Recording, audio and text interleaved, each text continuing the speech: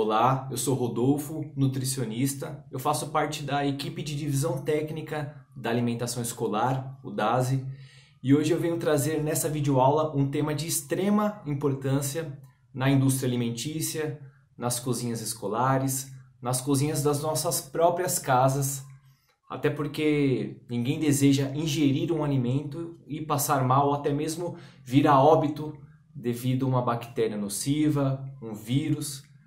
Então, o tema que nós vamos tratar hoje é desinfecção de alimentos. Assistam o vídeo até o final, espero que seja enriquecedor para vocês. Vamos lá? Bom, é comum algumas pessoas quando vão até a feira ou mercado para comprar os seus hortifrutis, que são as frutas, verduras, legumes. Ao chegar em casa, essas pessoas simplesmente guardam seja na fruteira, seja na geladeira, esses alimentos. E na hora de comer, por exemplo, uma maçã, elas pegam essa maçã, passam na água ali rapidinho e já comem a fruta sem antes desinfetá-la. Nós temos um problema muito grande aí, que é a possível contaminação desse alimento durante toda a etapa que ele passa até chegar finalmente nas nossas mãos. E quais são essas etapas? O plantio, o transporte, o armazenamento e, por fim, a comercialização. Imaginem lá na feira a gente comprando maçã. Quantas pessoas já não tocaram nessa mesma maçã que nós compramos e levamos para a nossa casa? Portanto, se a gente ingerir algum alimento desse contaminado, podemos ter uma intoxicação alimentar. E quais são os sintomas clássicos? Vômito, dor de barriga e inchaço abdominal. Isso em um adulto pode ser algo mais tranquilo, em 1 ou 2, 3 dias se resolve. Porém, em uma criança ou um idoso pode ser algo mais complicado, mais sério, pode se agravar. Trazendo para o âmbito escolar, existe uma necessidade enorme da gente desinfetar esses alimentos antes de servi-lo para as crianças. E agora nós vamos ver quais são esses alimentos que precisam ser desinfetados. Segundo a legislação atual, os alimentos que a gente precisa desinfetar são, por exemplo, as frutas que a gente consome com casca, maçãs, pêssego, por exemplo. A gente não retira a casca para comer, então a gente tem que desinfetar aquela superfície antes de ingerir. E também legumes e verduras consumidos crus, ensaladas cruas, por exemplo. E quais alimentos eu não preciso desinfetar? Todos os alimentos que sofrem ação do calor. Quando eu coloco na panela para fazer um refogado, um cozido, por exemplo, o calor, a alta temperatura já vai fazer essa função de eliminar os micro-organismos ali presentes. E frutas também que a gente não consome a casca. Por exemplo, a mexerica, a laranja, a melancia. Como a gente não come a casca, nós não precisamos desinfetar segundo a legislação também. Nós já vimos, portanto, quais alimentos precisam ser desinfetados e quais não precisam. O que falta agora é saber como desinfetar esses alimentos. Assistam o vídeo agora com passo a passo explicando direitinho esse procedimento. Segue aí.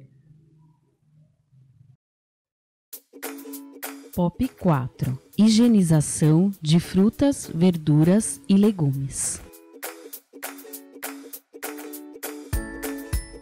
Após o recebimento dos alimentos, observando suas qualidades e se estão dentro do especificado, chegará a hora da sua higienização. Higienização de vegetais folhosos. Desfolhar a verdura antes de iniciar a lavagem, removendo as partes queimadas, feias e estragadas. Lavar folha por folha em água corrente para garantir a retirada da sujeira e terra que ficam aderidas. No caso do repolho, recomendamos fracioná-lo em pelo menos 4 pedaços e lavá-lo em água corrente.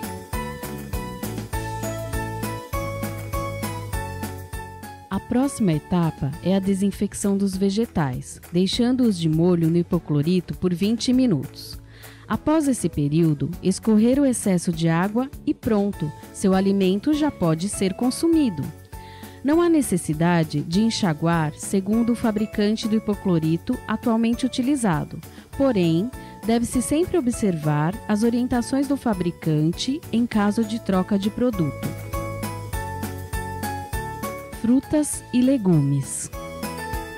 Antes da higienização, deve-se fazer uma seleção, lavar em água corrente e aí sim deixar de molho no hipoclorito também por 20 minutos. Somente após esse processo, o alimento estará pronto para o consumo.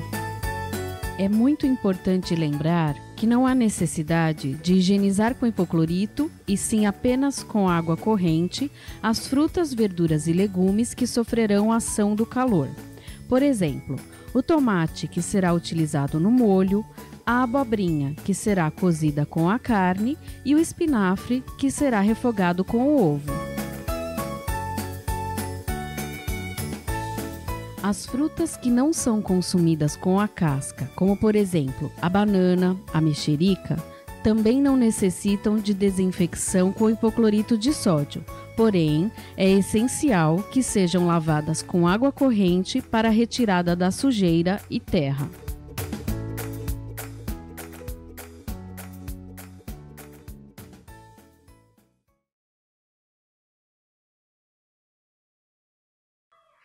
Legal. Pessoal, eu gostaria agora de frisar a importância de fazer a diluição correta do hipoclorito. Nós precisamos seguir sempre a orientação do fabricante, o que consta no rótulo. Porque se a gente colocar hipoclorito demais na água, aquele alimento pode absorver esse excesso de cloro e fazer mal para o estômago. Se eu não colocar a quantidade ideal, vai ser um trabalho em vão, porque não vai desinfetar o nosso alimento. Portanto, sigam sempre o que o fabricante pede na embalagem. Não esqueçam de ler. Se precisar fracionar a pastilha, fracione, não tem problema nenhum.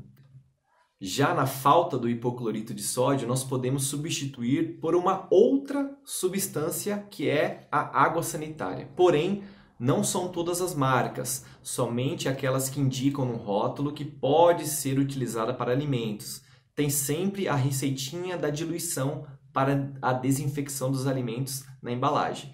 Geralmente é 1 colher de sopa de água sanitária para 1 litro de água. Portanto, se eu uso 5 litros de água, eu vou usar 5 colheres dessa, tá certo? Vou deixar durante 15 minutos, né, de molho e após isso eu enxago esses alimentos. É importante lembrar de lavar bem as mãos antes de enxaguar esses alimentos, pois eles já estarão desinfetados e a gente não pode contaminá-los novamente. Eu gostaria de fazer um adendo.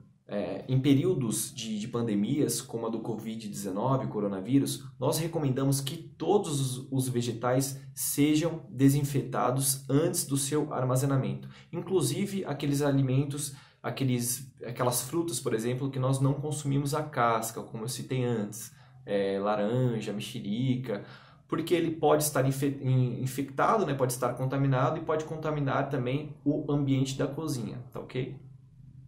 Pessoal, essa foi a videoaula de hoje. Eu espero que vocês tenham compreendido a importância da desinfecção dos alimentos. Não esqueçam de responder ao questionário. Foi um prazer estar com vocês. Até a próxima.